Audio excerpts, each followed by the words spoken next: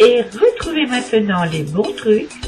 Un spécial été avec Arlène et Manu.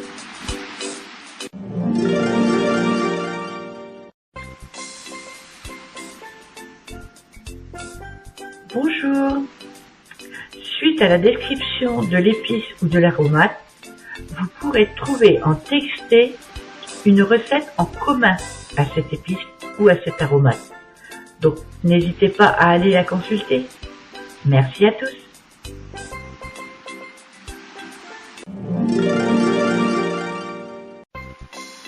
La coriandre. C'est une plante qui vient d'Afrique du Nord et d'Orient où elle est utilisée depuis l'Antiquité. Cette plante qui ressemble au persil, contient des graines riches, en silice, en taurine, en vitamine C et en acide linoléique. Incontournable de la cuisine asiatique et indienne, la coriandre a un goût prononcé. Il y a les pour et les contre, mais force est de constater qu'elle parfume allègrement les plats. Aussi appelée persil arabe ou persil chinois, cette herbe aromatique annuelle se cultive facilement. Quels bienfaits santé! Ses principales actions sont digestives, apéritives, elle stimule l'appétit, tonifiante, anti-infectieuse, antibactérienne, de par sa teneur en vitamine K et en flavonoïdes, elle est également antioxydante. La présence de vitamine K permettrait aussi à la coriandre de participer à la bonne coagulation du sang et impose la prudence en cas de traitement anticoagulant. Les graines de coriandre sont connues pour leurs propriétés antispasmodiques, elles aident à se débarrasser des gaz intestinaux.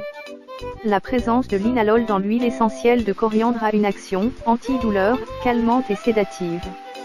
Par exemple, diluer l'huile essentielle de coriandre dans une huile végétale pour une application cutanée pour faciliter la digestion, lutter contre les troubles ORL, soulager les douleurs. Ce que l'on sait un peu moins, c'est que la coriandre est aussi détoxifiante, elle permet la détoxification des métaux lourds. Elle permet d'éliminer dans les urines les taux de mercure, d'aluminium, de plomb.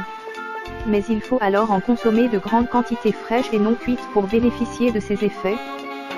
Calories 100 g de coriandre fraîche contient 22,3 kcal. Les graines quant à elles sont beaucoup plus caloriques avec une valeur énergétique de 346 kcal/100 g. Valeur nutritionnelle, que trouve-t-on dans la coriandre? La coriandre est une herbe fraîche riche en vitamine K, 310 g/100 g, A et C, 27 g/100 g. E, 25 g/100 g. B9, 62 g/100 g. 100 g de coriandre apporte notamment 82% des valeurs nutritionnelles de référence, VNR, en vitamine A, un tiers des VNT en vitamine C et 21% des VNR en vitamine E. C'est également une source intéressante de minéraux et oligoéléments, notamment en potassium, en cuivre et manganèse. La coriandre contient également des flavonoïdes antioxydants, surtout contenus dans ses graines. Nutriments coriandre fraîche, teneur pour 100 g protéines 2,13 g. Glucides 0,87 g, dont sucre 0,87 g, fibres alimentaires 2,8 g.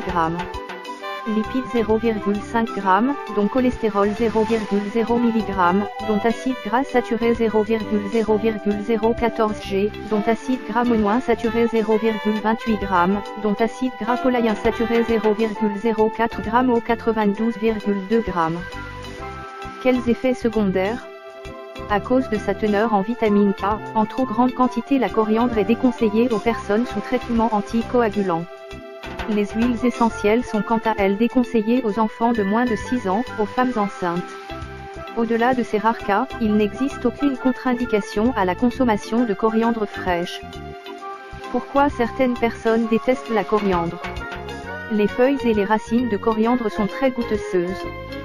Riches en composés aromatiques, elles ne laissent personne indifférent. Certains aiment ce goût typique de la cuisine asiatique mais d'autres ne peuvent pas le supporter, associant les saveurs de l'herbe à un petit goût savonneux.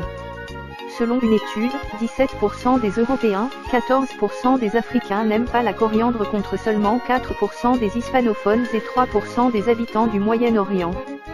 Des différences de culture culinaire peut-être, mais cette aversion qu'ont certains gourmets pour la coriandre serait surtout génétique. Toujours d'après l'étude, l'herbe contient en effet un composé chimique très aromatique, l'aldéhyde. Et chez certains individus, le gène OR6A2, un récepteur olfactif qui détecte les aldéhydes, est surexprimé, les rendant plus sensibles au goût de la coriandre. Si vous êtes concerné, l'idéal est de remplacer la coriandre par du persil plat pour continuer à apprécier vos mets préférés. Arôme et transformation de la coriandre. Il faut différencier l'herbe fraîche de la coriandre et ses petits fruits ronds. Les derniers sont des graines séchées dont le bouquet chaud et épicé avec ses notes boisées rappelle le miel, les aiguilles de pin, le camphre, la cannelle et le poivre. Son arôme agréable résulte de l'huile essentielle contenue dans ces fruits. Les feuilles de la plante, en revanche, distillent un goût frais et savonneux qui n'est pas apprécié de tous. On suppose que le penchant pour la coriandre fraîche est génétique. L'ombellifère est cultivée partout dans le monde, mais elle est principalement exportée par le Maroc, l'Argentine et la Pologne. Les fruits que l'on trouve sous forme de graines dans le commerce sont séchés et moulus après récolte. Utilisation de la coriandre. Les graines de la coriandre se distinguent de l'herbe fraîche même dans la façon dont elles sont utilisées. Alors que la poudre de coriandre est issue des grains moulus que l'on utilise pour aromatiser le pain, les rôtis de viande ou de gibier, les ragoûts, les sauces, les salades et les conserves de légumes, les feuilles sont plutôt utilisées dans la cuisine orientale et asiatique.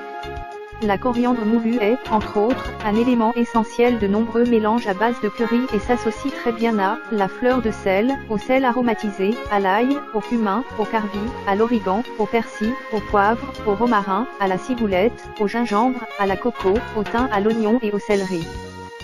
Origine et histoire de la coriandre.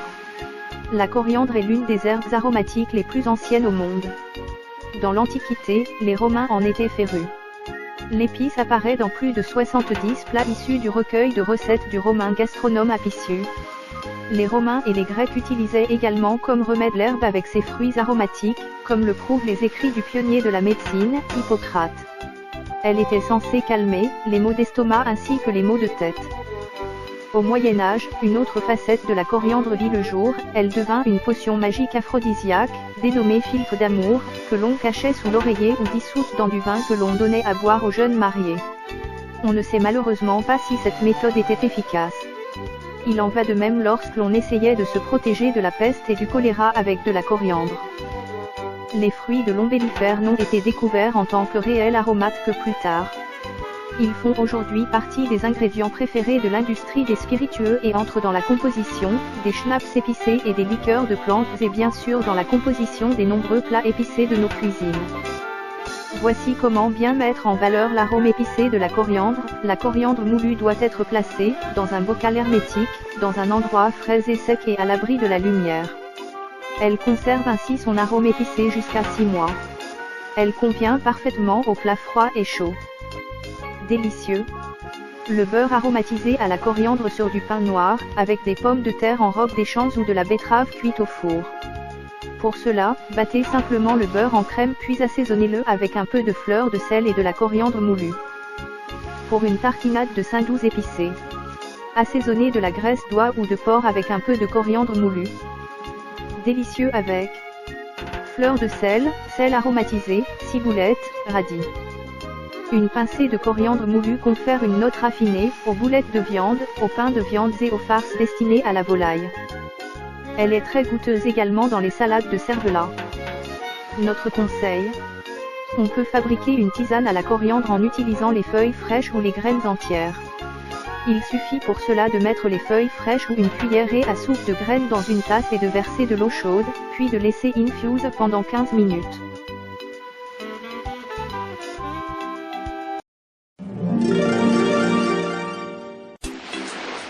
Vous venez d'écouter Les Bons Trucs Un spécial été avec Arlène. et Manu.